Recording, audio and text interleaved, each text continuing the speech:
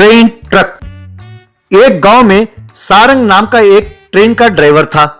वो बहुत लालची था।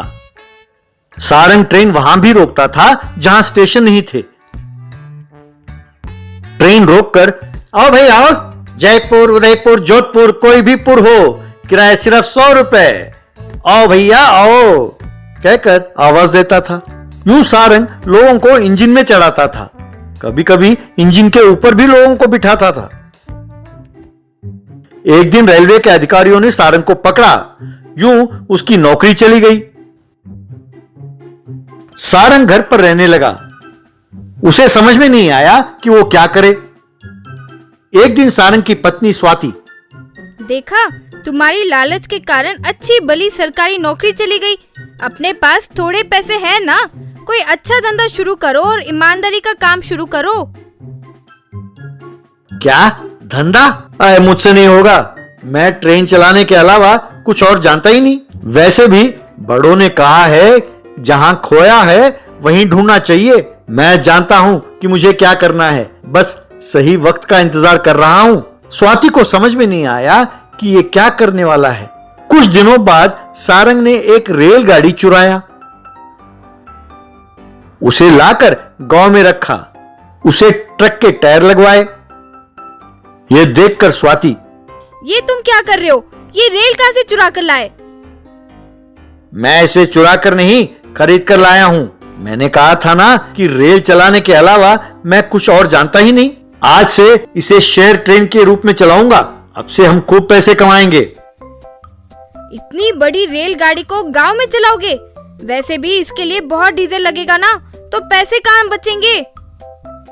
अरे मेरी भोली मैना, ये इलेक्ट्रिक इंजन है। यहाँ हर सड़क पर बिजली के तार लगे हैं ना, इसे चलाने के लिए बस वो काफी है। अपने जेब से 1 रुपया भी खर्च नहीं होगा। स्वाति हैरान हो गई।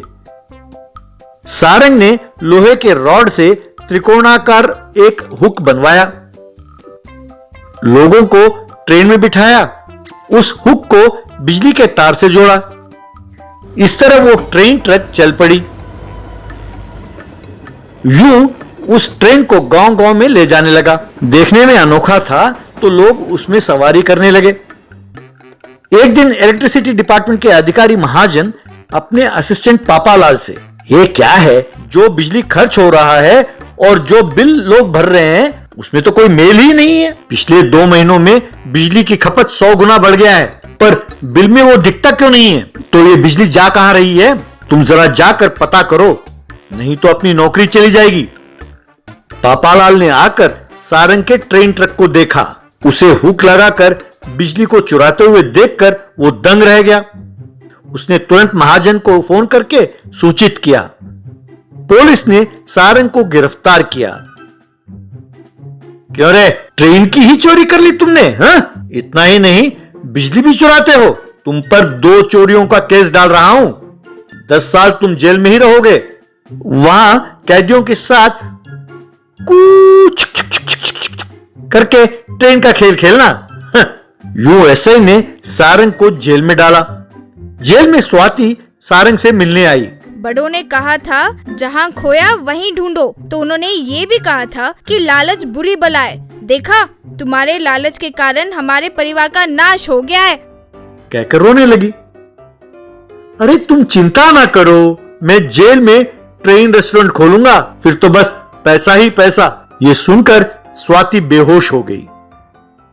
लॉकडाउन पास। एक दिन टीवी में न्यूज रीडर बोलती है, सभी जनता को सरकार की तरफ से विनती है, नए केसेस की लगातार बढ़ने की वजह से उसे कंट्रोल करना बहुत मुश्किल हो रहा है। इसके कारण उसके फैलाव को रोकने के लिए कल से 3 हफ्तों तक लगातार लागू लॉकडाउन हो जाएगा। आवश्यक वस्तुओं के बेचने वाले की दुकान के अलावा सारे दुकान बंद रहेंगे। पुलिस वालों की कहना यह है कि सारी जनता घर पर ही रहे और बाहर ना निकले, ऐसे चेतावनी दे रहे हैं। कहकर बोलती है, एक जगह से दूसरे जगह जाने के लिए सही कारण दिखाना चाहिए। ऐसे जो भी जाना चाहता है वो पुलिस वेबसाइट में पास के लिए अनुरोध कर सकते हैं। जिनके पास पास रहेगा उनको बाहर जाने की अनुमति रहेगी, कहकर पूरा डिटेल्स बताने लगती है। अगले दिन सड़कों पे लोग ना होने के कारण सब कुछ सुनसान हो जाता है। गली के 2 कुत्ते ऐसे बात कर रहे थे, पाव पाव अबे साले, रोड पे कोई बेवकूफ दिख ही नहीं रहा है। इससे पहले तो सुबह होते ही बिना मतलब के बाहर निकल जाते थे, लेकिन आज तो कोई भी नहीं दिख रहा। ऐसा तो नहीं हुआ कि सारे ऊपर पहुंच गए एक साथ। दूसरा कुत्ता, पो, पो, यही मुझे भी समझ नहीं आ रहा है साले। रोज हमें बिस्किट खिला के सेल्फी लेकर फेसबुक और टिकटॉक में डालने वाला बंदा भी नहीं आया। मुझे तो कुछ समझ नहीं आ रहा है। रोज इन बेवकूफों के कारनामे, उनके बेमतलब बातों को सुन के मुझे बहुत टाइम पास होता था, अब बहुत बोर मार रहा है रे। शहर में एक रोड पे चेक पोस्ट लगाया था, वहां पुलिस थे। बिना कारण अगर घर के बाहर कोई निकलता तो उसे लाठियों से बहुत मारते। इतने में एक बंदा वहां स्कूटर पे आता है। पुलिस ने उसको वहां रोका। पुलिस वाला पूछता है, ए बाबू, लॉकडाउन में बाहर नहीं आना चाहिए, पता नहीं है का किस काम से बाहर आए हो? वो तुरंत फोन निकाल के पुलिस वालों को दिखाता है और बोलता है, सर मेरे दोस्त ने तुरंत आने को मैसेज किया है सर, ये देखिए। का तुरंत आने को मैसेज किया है का? क्यों इतना अर्जेंट काम है? सर वो और मैं बैठ के पबजी खेलते हैं सर रोज, वो नहीं खेला तो हमें नींद नहीं आती है। उसने बोला अगर पुलिस पकड़ ले तो इस मैसेज को दिखाकर बोलना कि टाइम पास के लिए जा रहा हूं। बस पुलिस वालों ने उसको पकड़ के खूब पीटा।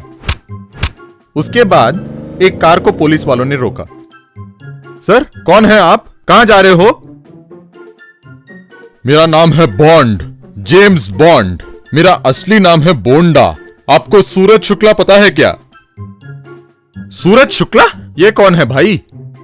अरे सूरज शुक्ला को नहीं जानते और यूनिफॉर्म पहनकर ड्यूटी कर रहे हो? No no no no no no no no, this is too much. मुझे बहुत बुरा लग रहा है। I am hurted. मैं अभी उनको फोन करके तुम लोगों को नौकरी से निकलवा दूंगा, कहकर चिल्लाता है। इस बीच में फाइल निकालकर पुलिस वाला कुछ ढूंढते रहता है। क्या बे, मैं यहाँ चिल्ला रहा हूँ और तुम वहां बैठ के फाइल देख रहे हो? Come on, talk to me. I want to talk to Suraj Shukla right now.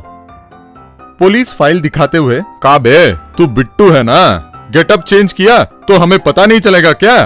तुम कार चोरी करते हो और मोस्ट वांटेड क्रिमिनल हो, ये हम सभी को पता है। ऐसे पुलिस वाले उसको पकड़ के खूब पीटते हैं। उसके बाद एक बूढ़ा आदमी वहां स्कूटर पे पहुंचता है। ओ चाचा, कहां जा रहे हो? कौन से काम पे जा रहे हो? सर मेरा बाहर निकलने के लिए पुलिस ने पास दिया है सर, चाहिए तो ये देख लीजिए, कहकर पास दिखाता है। पुलिस वाला पास चेक कर ही रहा था और एक तेज हवा आती है और तुरंत उस आदमी का नकली विग और दाढ़ी उड़ जाता है। उसको देखकर पुलिस चौंक जाता है। सर सर सर सर, मुझे माफ कर दो सर, ये मेरे बगल वाले बूढ़े अंकल का पास है, मैंने उनसे चुरा लिया। ये मेरे फ्रेंड के घर मस्ती करने जा रहा हूं सर। का बे, 4 दिन घर से बाहर नहीं निकलोगे तो क्या बड़ी मुसीबत आ पड़ेगी? तुम्हारे जैसे लोगों की वजह से ही देश का ये हाल है, कहकर उसको पकड़कर खूब पीटते हैं।